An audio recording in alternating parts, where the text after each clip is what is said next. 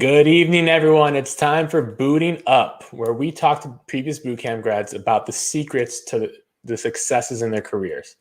Today, we're talking to an engineer from Google that has risen up the ranks, and she utilized her previous company to kind of break in. So we're going to dive into that and see how you could possibly do that too. If it's your first time joining us, make sure to subscribe so you could find us again and stay, up to date with all our apprentice and booting up events so you can boot up your career too. But without further ado, let's bring on our guest of the evening, Danielle. Hi. Hey, Danielle, how's it going? I'm doing well. How are you? Life is good. Where are you joining us from? I'm in Los Angeles right now. Was in New York pre-COVID, but been here with my family for a little while. So is that where you grew up? You've always been from LA? Yep. Gotcha. So yeah, LA is the only place I can compete with South Florida right now in terms of weather. So I'll give you that. Yeah, exactly. So you started out in LA, and then from there, like we're looking at LinkedIn, you've been kind of all over the place. You were in Chicago for college, like you said, you were just in New York. Were you in San Fran at one point? I actually never did San Francisco. Okay, so did LA, Chicago, and New York. Gotcha. Yeah. Okay, so how did an LA girl find herself going into Northwestern in Chicago initially? Yeah. Well, I think part of it was that I visited in the springtime. But Gotcha. loved, yeah. Loved the school when I visited. It's kind of mid-size. And everybody I talked to that was there had really great things to say. So I applied early and got in and decided to go. And then afterwards, various networking opportunities and stuff, all the career fairs are for Chicago-based companies. So I ended up sticking around and then stayed there until I moved to New York for the Google job. Gotcha. So what was the original plan when you were going to college? Like, did you know what you wanted to be, or did you kind of figure that out like during college? What happened? Yeah, so I kind of went in not really sure what I wanted to do, but thinking I was going to do pre-med. My dad's a doctor, and I thought it, seemed interesting and exciting, but I wasn't as passionate enough as you have to be to start that journey. So, I, yeah, so I took Chem 101 and decided after half a quarter that it wasn't for me. And then kind of shopped around, took various classes, and ended up with somewhat of a general degree, doing communications as a major, and I minored in business and Spanish. Just was kind of thinking I'd go into a business type role. I took a computer science class and this prototyping class, but it was a little too late to major or minor. So that was in the back of my head towards the end of graduation, but nothing I was able to pursue in college. Yeah, so you got a little bit of a taste. You saw, okay, maybe it could be something, but I guess it was too late to switch a major. I definitely know about that life. Yeah. So you come out with this degree, and then what was your initial game plan getting a job? Were you going for a specific position? Yeah, so I actually went to the career fairs, early senior year of college, networked with various companies, not really sure what I wanted to do. So I was interested in some rotational programs that I saw. So some companies have these programs where you kind of get to rotate through different areas of the business and then go into one of those areas. So Morningstar, which is where I ended up working, had that, and so I went through the recruiting in the fall of senior years, and then and decided to take the job. So yeah, that's kind of what brought me to Morningstar. And just so everyone knows, so Morningstar, they're like a financial company, right?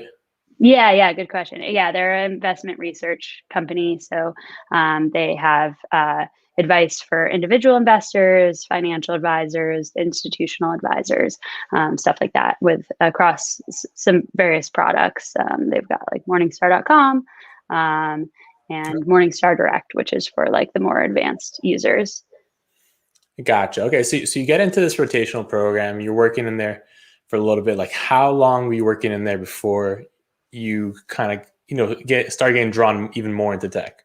Yeah, so Morningstar starts like everybody who starts in the rotational program, at least when I was there, everybody starts in like a support type role, Okay. so that you get to know the clients and the products, and they think that sets you up well for success at the company. So I was working on one of the products, and in a support type role, it's kind of like when somebody calls or when there's a customer issue, you handle it, but there's not much that you have to do after that. So like when I wasn't on calls and stuff, I started doing Code Academy classes and other like online tools to teach myself how to code. And after I was there for a few months, maybe like 3 months,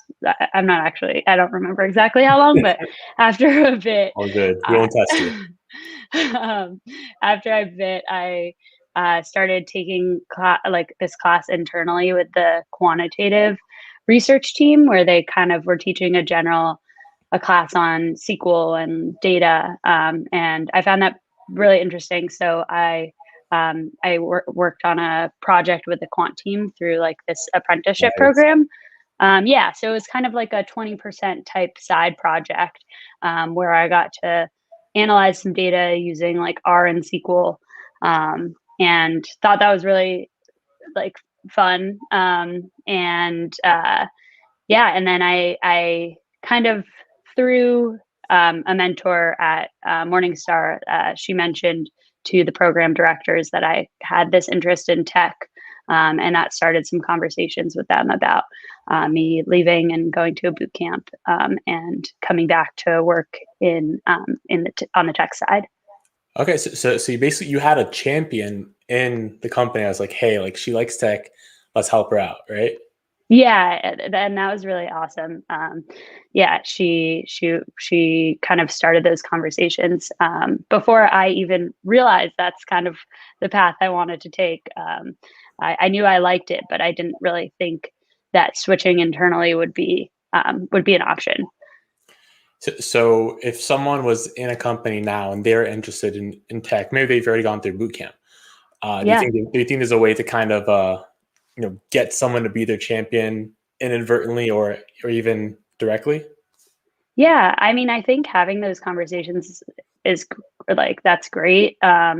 Everybody wants you to grow your career and to be successful, and learning new skills can only help in that. And I was really lucky that Morningstar let me leave and come back, but I think there are a ton of options. There's, remote, like, I mean, side programs where you don't have to quit your job, but Yeah. you can learn on the side and then switch over.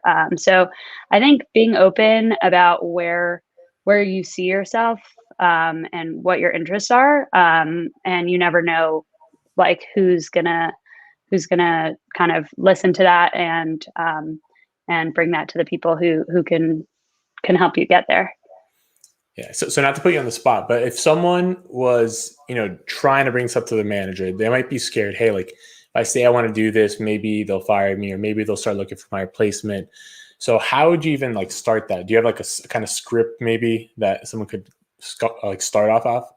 Yeah, that's a good question. I think maybe seeing ways where these tools can fit into the job that you're doing, or like a job at the company potentially. Mhm. So kind of starting to learn on the side, and letting your manager know, like I'm learning this skill set. Like I think it's super interesting. Maybe even, I don't know, I guess it depends on the role that you're Mhm. in, but like sometimes you can, I don't know, you could do some data analysis on like something you're working on, or find a way to integrate it into what you're doing. Yeah, I think like being in good standing and like doing well at the job first, like they'd be open to those conversations, because, you know, if your manager, like if your manager has given good reviews and stuff like that, then I don't know if it's in the consideration process that you might quit the job anyway, to do a boot camp, then I guess there's no harm in asking. Yeah, I'm not sure if I have like an exact script, but that's kind of my take on it, I guess. No, you gave a good idea because like basically you have to treat it like a sale. I guess you have to show them how it's going to help their like team in the company. So like you Yeah. said, doing that work before, they can you kind of give them a taste and say, hey, like if you like this kind of work, like I can actually go out and learn it if you give me the support and give you even more of this really good stuff. Exactly. Yeah. And with the client support role, I was on the phone talking to customers that were sometimes frustrated with the product. And I wanted to just be able to go like fix bugs and do stuff like that. I didn't have the tools to do that right off the bat, but so starting conversations like that, like, oh, this seems like something I could maybe work on or do. You got your brain flowing. Yeah, exactly. So they end up, you know, giving you full support. Like, hey, go to boot camp, and they actually let you do it for 3 months. Like you left and did a full-time boot camp, right? Yeah, I did. So it was really, really nice. They let me kind of take a leave of absence to do the boot camp, with the idea that I'd come back after, and start in a tech role. That's amazing. So it's like as you're going through the boot camp, um, was I guess it was kind of like relaxing knowing that you had someone to come back to.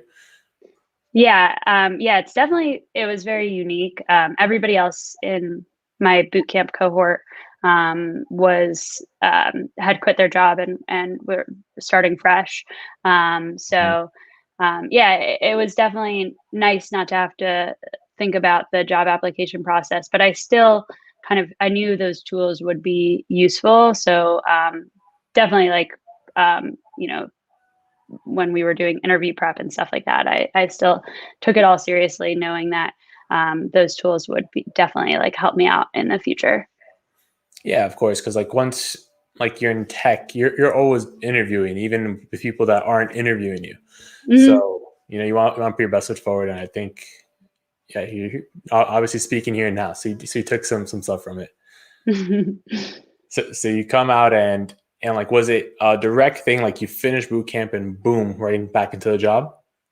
Yeah, I took about like a week or so in between, but yeah, then went straight into working in the so Morningstar had the business rotational program, which I started in, and then they also had a tech rotational program. So that's what I switched into after the boot camp. So I wasn't exactly sure like what team I'd be working on, what product I'd be working on, any of those things, or what role I would be in exactly. I kind of thought I would be in a software engineering role, but I ended up getting put in a QA position first, and then moved my way over into software engineering, web development stuff.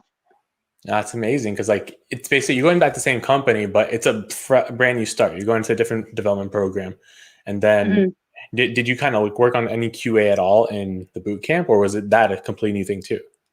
Um, Not exactly. Like we didn't do QA exactly, but we did definitely like worked on test infrastructure and stuff like that. More unit tests than like Okay. automated tests.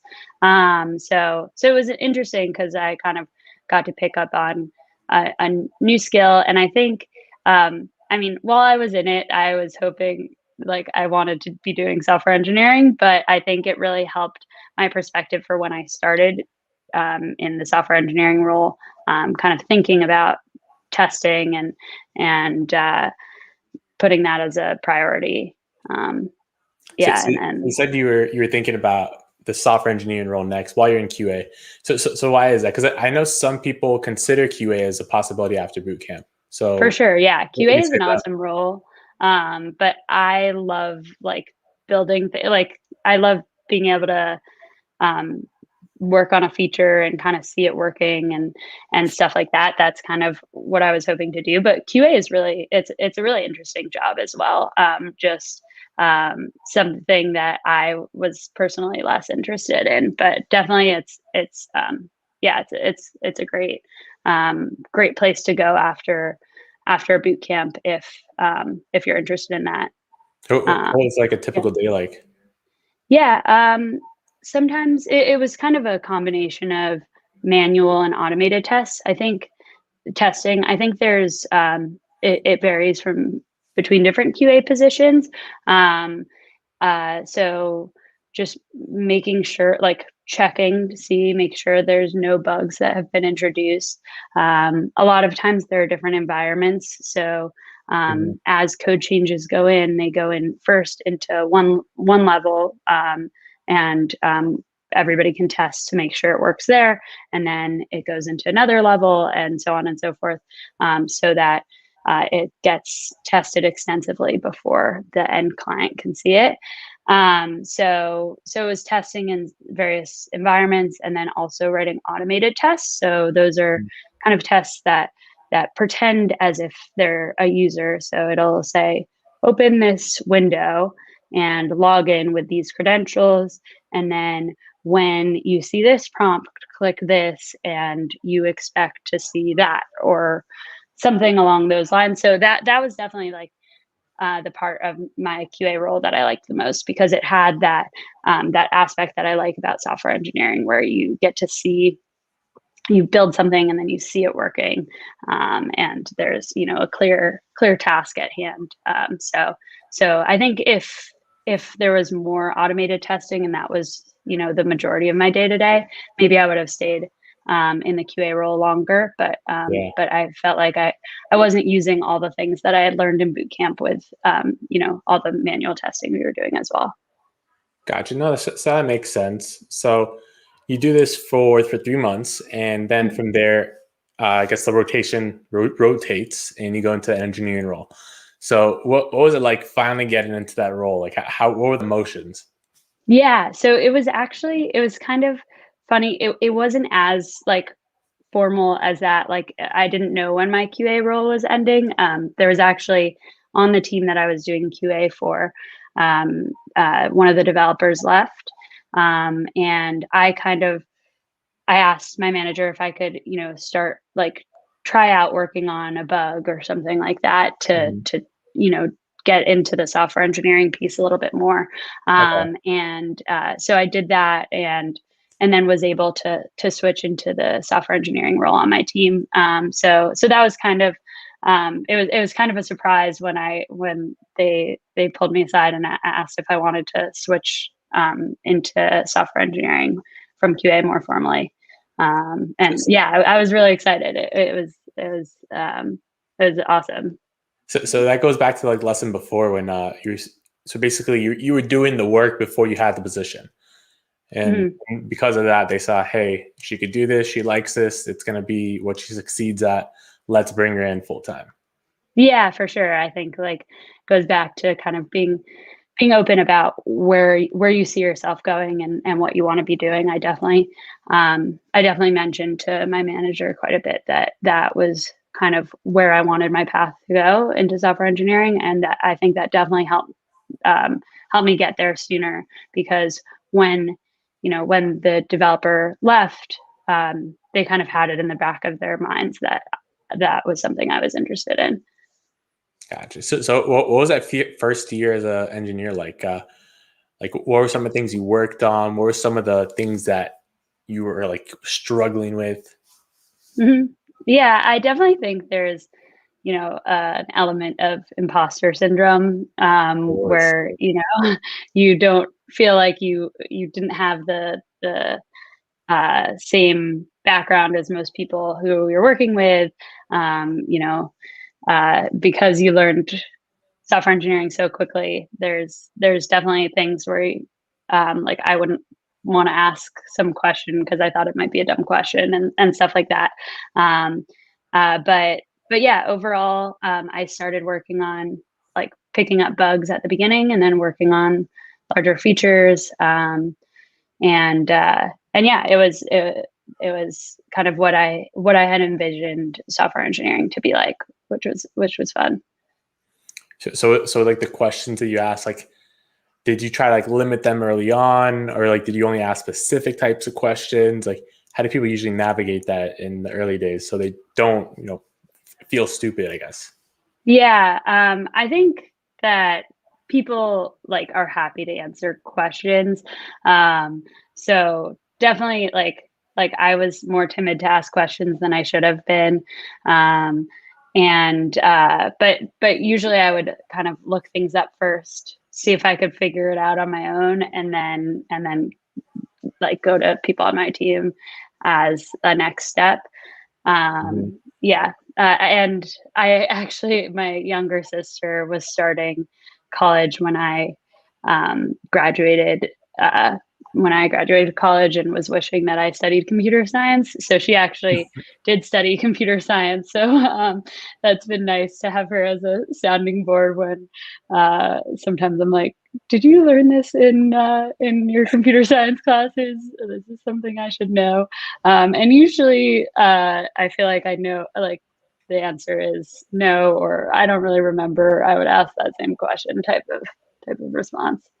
Yeah, that's the thing. Like in college, you're not learning, I guess, like job skills per se. Like you learn a lot of theory. You might have some coding classes, but it's in terms of like actually doing the work, you can only figure out how to do the work once you're doing it. So it's Yeah, trial totally. by And fire. I think because the boot camp is for, for people to land careers in tech. It's Yeah, much more job focused. So I found myself being able to help her as there well. you go.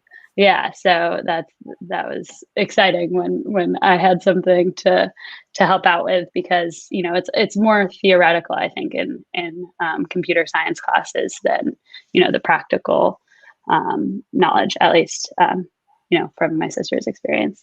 Yeah, 10 points for boot camp grads right there. So you worked at Morningstar for a couple of years. How long were you there? Yeah, a little over 2 years. A little over 2 years. Okay, so so, Mhm. so what kind of prompts a software engineer to look for different roles? Were you thinking about it previously, or did something just come up? Yeah, I actually I got pretty lucky. Somebody from Google reached out.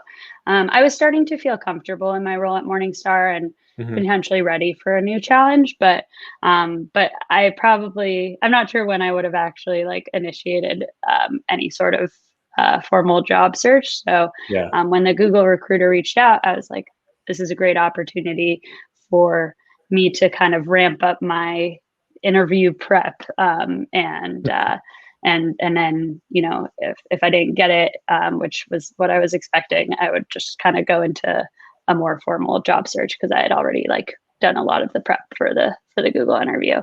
So, Yeah, so so that. it was good you took the chance. Like I always tell people, like if you get an interview request, like honestly just do it even for the practice. But I guess in your case, you did it for practice and then it became your actual job. Yeah, and I agree. It's definitely, I feel like as requests come up, it's always good to kind of, practice and see what types of questions they'd ask, to prepare you for when you are ready for a new challenge. Yeah. So when a recruiter reaches out to you, I guess like they're already interested. So is the interview process any different, or what was the interview process like? Yeah, I think there's not that first stage of waiting to see if the application's picked up and the resume is read. So it's nice knowing you're gonna at least get that first interview, um, and it was useful working with a recruiter. I think at a lot of companies they do pair you with a recruiter once your resume is reviewed, and they think that you're ready for the first round. Mhm. But yeah, it was a great experience. I went through, there's a phone interview and then the on-site interview, which I guess now is remote for most places, but back then it was on-site. You go in and it was a long day. It was like a 5 hours or so of, I think there were like 5 45-minute interviews with lunch Did they between. So fly I you guess out to Mountain View? they Or did actually flew me out to the New York office. So I still Okay. haven't been to the Mountain View office, surprisingly. But But yeah, so I flew out to, sorry if you can hear my dogs barking in the background. All good. Special guest. Yeah. They flew me out to the New York office, and I went through the interview there. And yeah, it's like data structures and algorithms. They give you a large list, at least at Google, they give you a large list of kind of topics that could come up. Okay. Which is very overwhelming because there were so many topics that there's never enough time to get through it all. Give you a whole encyclopedia. They're like, all right, just learn everything. Yeah, here's everything in computer science, and it could be any of these things. No, it was. I mean, you could technically go through it, but I wanted to give myself only a month or so of prep time because there's endless amounts of questions and practice you could do leading up to an interview. So I kind of wanted to just get it over with at a certain point. And so I did as many like practice questions as I could. Read various blogs and books and stuff, and prepared that way. But there's definitely an overwhelming amount of resources out there. Not bad, especially for Google. Like, it's one of those big companies where there's probably a lot of like, hey, how to crack the engineering interview at Google. So you probably have to watch those. But yeah, what I want to ask is, so you mentioned you have to do algorithms for the test. Like, did you think your previous job experience made algorithms easier, or were algorithms still kind of like a foreign thing? I think the most useful practice I had done was actually in my in the Fullstack coding bootcamp, when we every morning we do these whiteboarding practice interviews. I think you're not, or at least I wasn't really thinking about algorithms and data structures all that much on the job. So it definitely comes up, but it's a totally different skill, I would say, than the daily day-to-day software engineering job. Yeah, it's one of the biggest complaints is like all these companies, like they make you study data structures and algorithms, and then they have you do like a bunch of if statements on the actual job. So it's just like, what are you doing? Yeah, exactly. Yeah, it's a lot different. So it took all that time to prep. I wouldn't have ever been able to just walk in and like do one of those interviews. Even now, I think I've forgotten a lot of what I prepared at that point. Yeah, if you don't use it, you lose it. But at Yeah. the time, like what was the best resource for data structures and algorithms? Any specific site?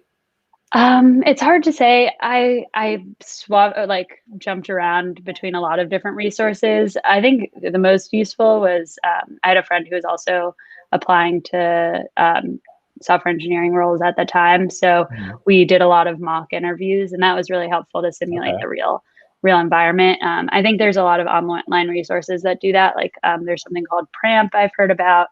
But yeah, otherwise I read some of Cracking the Coding Interview.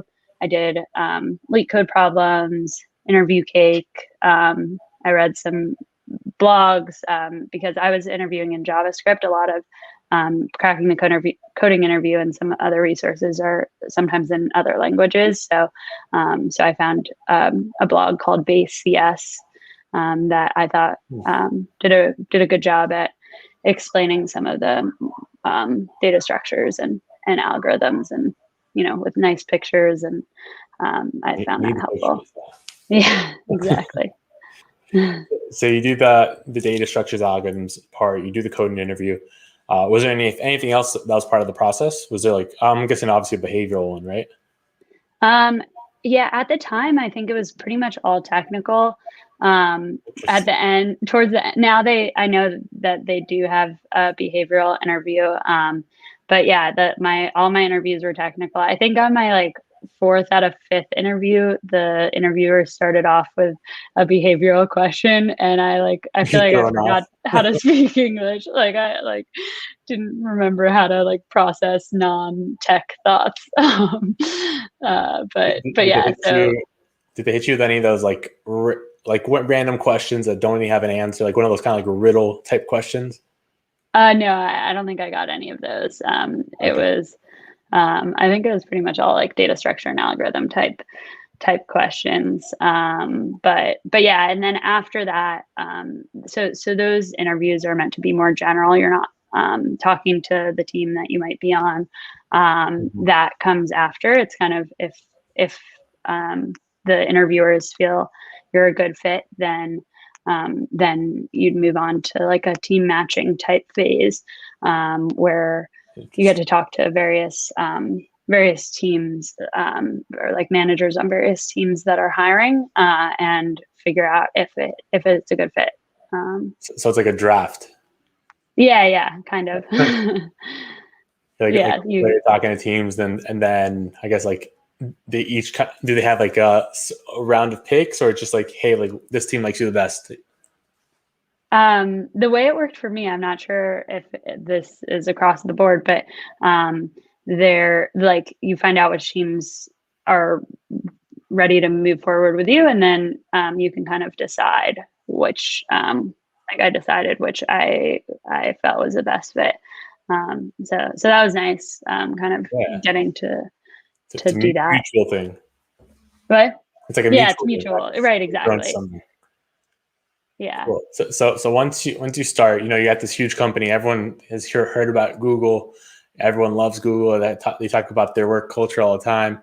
So what was like the first months like in terms of getting adjusted? What kind of perks did you get? Yeah. The perks are really nice. There was like a lot of free food and nap pods, which I never actually used, but people definitely do. This is the New York office? Yeah, this was the New York office. Yeah, it's a really awesome office. But yeah, the first month was mostly just kind of digesting everything. A lot of bigger companies, Google in particular, like have a bunch of internal tools. So just getting acquainted with all of those, not how to check in code, how code reviews work, all of those things, and then team specific knowledge. So it was a lot of just ramping up and understanding what like the tools look like, and very slow kind of ramp. Yeah, definitely. My manager, I think, said, I've very, like, I don't expect much, just learn, and then we'll, get to things you're working on after, once you feel ready. So that was nice. Yeah, that's one thing. Like people don't realize like about like these big companies is usually come in and they're the expectation for when you start to contribute is much lower versus a startup where they might throw you into the fire like the second day. They're like, all right, you got access, like let's start coding. Yeah, totally. So do you think that like that's a better environment for someone coming out of boot camp? Do you think that slow ramp, kind of easy going, or do you think people need to kind of get thrown into the fire to stick it into the tech world? It's hard to say. I feel like both are good in different ways. I think coding boot camps in general, I felt very prepared to just learn quickly because it's such a short period of time that you're learning a new skill. So I think you're set up to ramp pretty quickly. But yeah, I think there's definitely pros to, in a startup world, you'll definitely, I think, have a lot larger of contributions. But at big companies, there are teams that are newer. The reason I liked the team I ended up on is it was kind of a newer team. I felt like I'd have more like the ability to make larger changes and stuff like that. So, but yeah, it's kind of depends on each person's learning style and what they're looking for. No, that makes sense. So then what was the specific product you started working on? You have to share? Yeah, I think so. I work on a product called Funding Choices. It's like a messaging platform. So there's different advertising, like different privacy rules and regulations in different places. So we offer a solution for publishers to basically put some HTML on their page, and then we like handle showing the message when if a user is in Europe or something, then they'd see a message specific to something called GDPR. And so we kind of handle those things. What kind of like skills or technologies are you using to implement this kind of thing? Yeah, it's a full stack role. I do like JavaScript front end and Java on the back end. Java. And yeah, so it's, sorry, what would you say? I said interesting. I wouldn't. I guess like Java is kind of like the older language that people hear, but I thought it was more for like not web applications, like computer applications versus web. Yeah, I hadn't actually worked in Java before starting the role, but yeah, I guess I wasn't involved in those early decisions as to why they chose the various languages. Yeah. But yeah, it definitely, as I said, like it took some ramping up to learn Java and to kind of get familiar with the technologies. But I felt like I came out of boot camp good at reading documentation and getting acquainted with all that. Do you think like how hard was it to kind of learn Java? Because I know a lot of people, they come out of boot camp. The common one that everyone knows is React, but they might get in a job and they want them to know Angular. So do you think like transitioning is pretty easy once you have kind of the basis of like one framework or one language? Yeah, I definitely think having the knowledge of the basics and how everything generally works is useful, and having that perspective on how a different language works, I think, or a different framework works, I think is helpful in I don't know, like if your team's eventually thinking of migrating to a new framework, it's always useful to be able to contribute to those conversations and talk about what experiences you have and being able to compare various frameworks and languages. Do you feel like in a big company, like you can bring up stuff like, hey, like I think this would be a better optimization, or this might be a better framework to use for this project? Or do you feel like, hey, it's a big company, I'm just a little fish in the pond, that I can't really change much? I mean, there's definitely a ton of people at Google, but I do think those conversations happen. Right now, we're kind of redesigning one of our like data pipeline. And I think it was, somebody said, why don't we use this tool? Is there a reason we're doing it this way versus that way? So I think it's worth bringing those things up if there is a way that is better to do something. It's there's a lot of there's probably other features that that you've committed to, that product managers have committed to and stuff. So it's not necessarily that you'll be able to kind of work on those things right away, but good to bring up, because eventually if they know that that's some tech debt that could help for building features faster and doing things better in the future, I think it's something that I've found that people definitely keep in mind. Yeah, I guess it never hurts to bring it up, Right, exactly. And it shows that you're kind of thinking about the bigger picture and thinking about improvements. I think it can't hurt to kind of raise those things and discuss it with the teammates, and then you end up learning something if it isn't the right solution. Like I think understanding why is also important. So yeah, I encourage like those conversations to be had.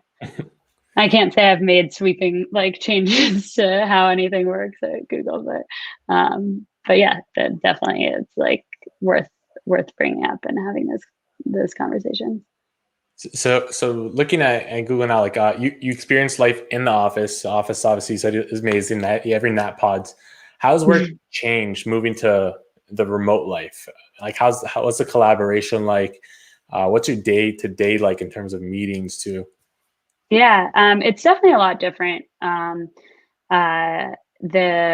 In office, you have kind of more casual interactions. You kind of, I think it's easier to get to know teammates better. it's an adjustment to kind of move into remote. Our team has kind of brainstormed ideas in order to like still have those kind of more casual, non-work related chats. Cause I think at the beginning, all our meetings were related to something we're working on or something work related. But now we've tried to integrate other activities to kind of have more informal like hangouts with other people on the team. So we do something called Lunch Ninja where you get paired with different people on the team and set up like a lunch meeting that week, just to kind of make sure everybody's who have started like during the pandemic, meet new people on the team, and also just to encourage people to kind of chat informally like you would in an office. So yeah, so you have to be more intentional about connecting with coworkers. It's not just those like natural interactions. Yeah, definitely. And then have there been any like new additions to your team? And then if so, like how do you get adjusted kind of communicating with someone that you had never met in person? Yeah, there actually have been quite a few people who have joined since we went remote. And so I think it's definitely harder to get to know everybody as well. But I've tried to like, set up video calls just to meet and get to know the new people on the team. Okay. And kind of I've been mentoring one of the new people who's joined and encouraging her to like set those up with people on the team, just so everybody knows, so you get to meet people and feel as if you've met, I guess, face to face. What would you recommend to someone that was about to start a remote job? Like, how do you think they should connect to their new like teammates? Has there been something that like one of your new teammates did that was effective? Yeah, I'd encourage just setting up one-on-ones with everybody on the team, just getting to know everybody, and I think that makes it easier when you do join, actual meetings, knowing the people in the virtual room, and being able to kind of have a connection before talking about work related stuff, and then also encouraging team people who are on teams to set up fun team building events that are virtual to kind of help the newer people on the team feel connected. That's good. Some good tips. So we're getting close to the end, and I always like to close out with a couple questions to kind of help bootcamp grads in their job search transitioning into tech. So the first one is always, if you were graduating from a bootcamp today, what would be your game plan to get hired? Yeah, I think feeling confident with some of those whiteboarding interviews, if you're targeting larger companies, that's helpful. But also being able to like talk passionately about one of the projects you've worked on. I think, in bootcamp, you get to work on several projects, being able to talk about the technologies you've used and, working with teammates and stuff like that, I think is really valuable. And like networking, reaching out. I've talked to various people who, have reached out on LinkedIn, usually like kind of people who are kind of considering bootcamp.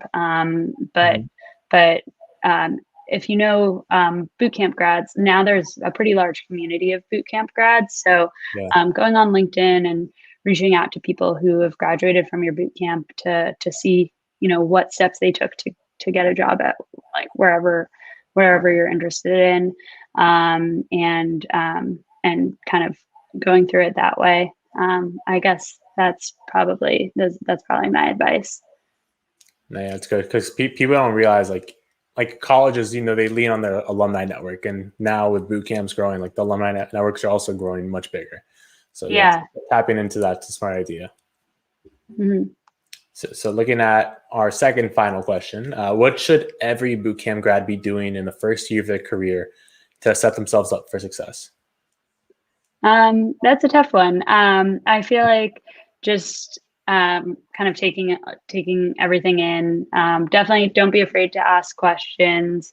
I think finding a mentor within a company is helpful, especially in a larger company, to be able to talk through career growth and have those types of conversations. Yeah, I feel like just continuing to learn and grow and attend any extra like meetings that could be helpful in learning new skills, but also knowing that you like not to feel like an imposter, I guess. Which is hard to, like, easier said than done, but everybody who's landing a job, like, has earned that job, and should continue to remember that. That's true. And so on the mentor part, any tips to find that mentor internally? Yeah, I think I've been lucky at Google. There's some more formal ways to to get a mentor, but I think just speaking with other people on the team, asking for advice. Kind of, it doesn't have to be more like a formal mentor, but somebody who you kind of feel more comfortable reaching out to with questions. Maybe another bootcamp grad. See if there's like kind of a bootcamp grad network within the company that you're working at, or somebody who's graduated from bootcamp. I feel like maybe sometimes that makes it easier to ask questions. Yeah. All right, perfect. So thanks for sharing that, Danielle. For anyone that's been watching, hopefully you enjoyed it. If you did, definitely leave a like below. If someone wants to connect with you, Danielle, where is the best spot? Yeah, probably LinkedIn. Yeah, feel free to connect. I check it as not super often, but definitely every once in a while, and I'll be sure to check it more often right after this. All right, so yeah, find Danielle Katz. Her name is spelled out in the title, so you can find it pretty easily. Find her on LinkedIn. And yeah, so again, she's a software engineer at Google. Thank you so much for joining us tonight, Danielle. Definitely learned a lot from you, especially on life at Google and everything else. So for everyone else that joined, thank you also. And until next week. Thank you so much for having me. It's been great. Good night. Have a good one. Bye.